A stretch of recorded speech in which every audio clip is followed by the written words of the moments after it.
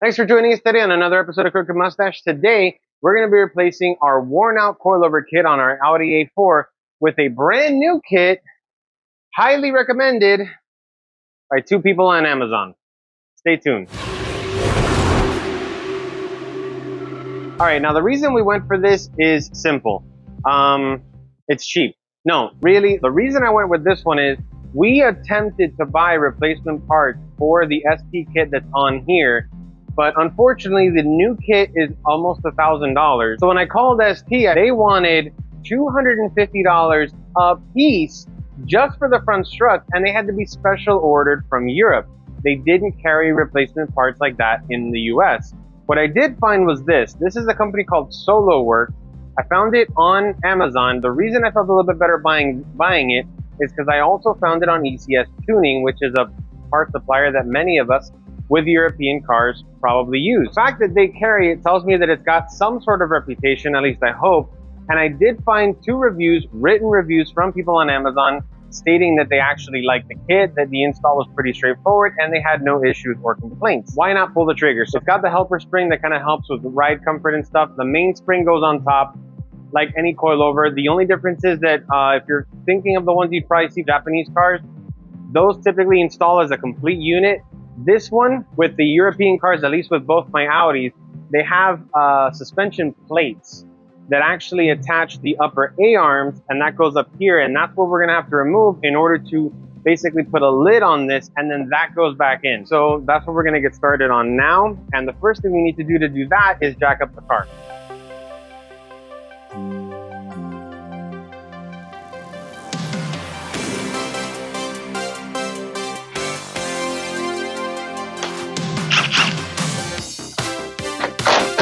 Now I should add that I'm doing this because it's a lowered car already. I know that the pressure on the actual coil spring isn't as much as a stock spring. That would cause it to actually require you to compress it. All right, now the top of the hat is done. All that's left is the bolt holding that shaft right there.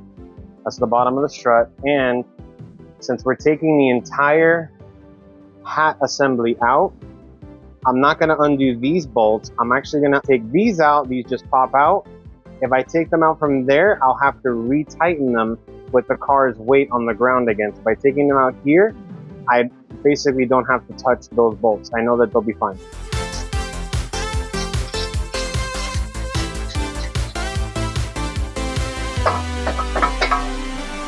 There we go. So now the top is undone. Once we take the bolt out from underneath,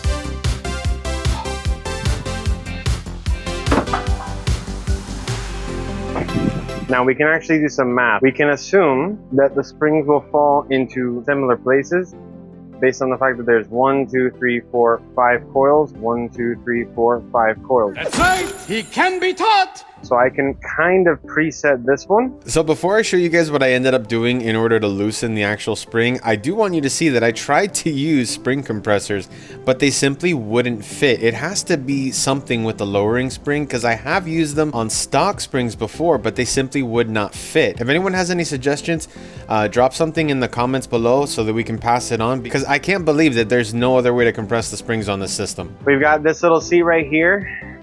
This thing is what this part of the spring will bite into, and it'll give it a proper seat.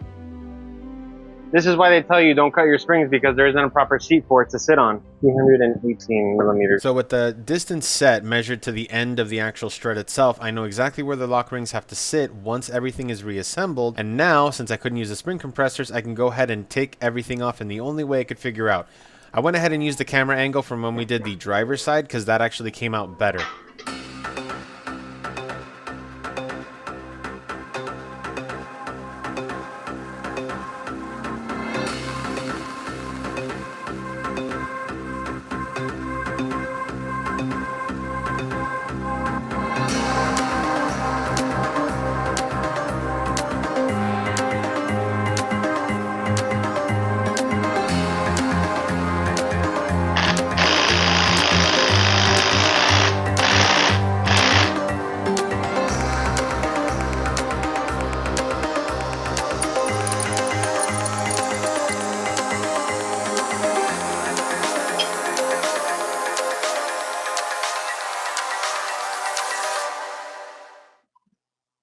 And with the entire coilover assembly put back together, we can go ahead and install it in the car. Now, one thing we didn't have to do on this side was disconnect the sway bar end link like we did on the driver's side. That's because we have the entire car's weight off the ground now. So all we have to do is get the whole thing back in, line up the 3 holes at the top, and attach it to the bottom A-arm through that 1 bolt, finish reassembling the suspension, and we can drop the car.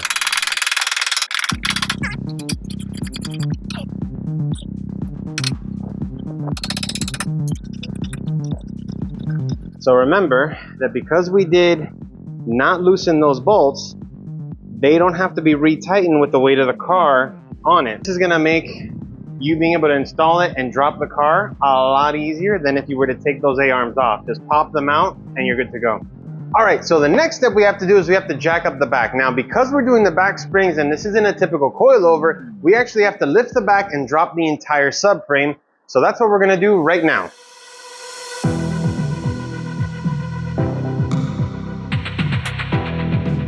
Gun was such a game changer.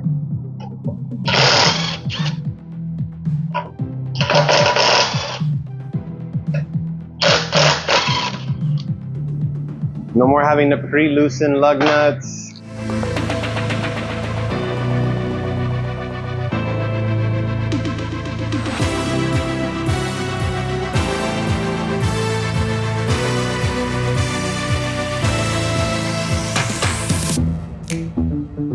Okay, now this next step is crucial and it's left out of most simple install videos.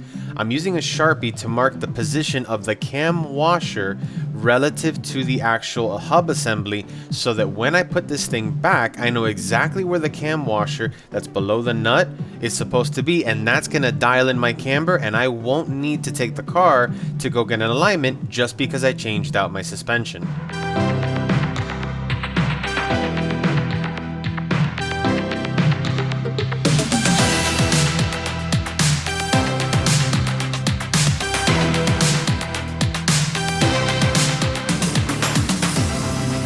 With the coils removed, we can actually compare them and they pretty much look exactly the same. Both have 6 active coils, and this means that adjustment is going to be fairly similar. So I already knew that my car sat lower in the back than I wanted it to, so I can use the height as a reference. Here you can see the difference between the ST suspension adjustment cup and the Solo-Werks adjustment.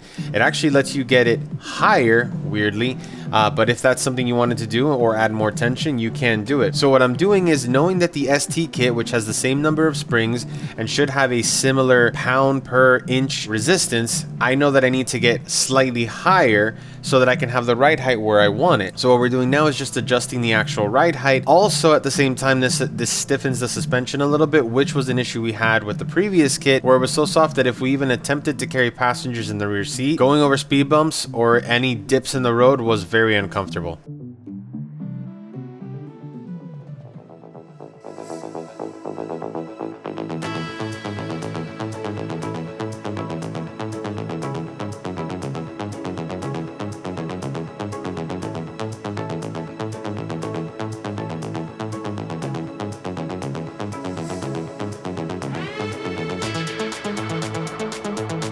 Here we did the same thing, marking the cam washer again so that we could put it in the right spot. Since that washer is cammed because of its oval-like shape, as you change it and turn it, that actually adjusts your camber.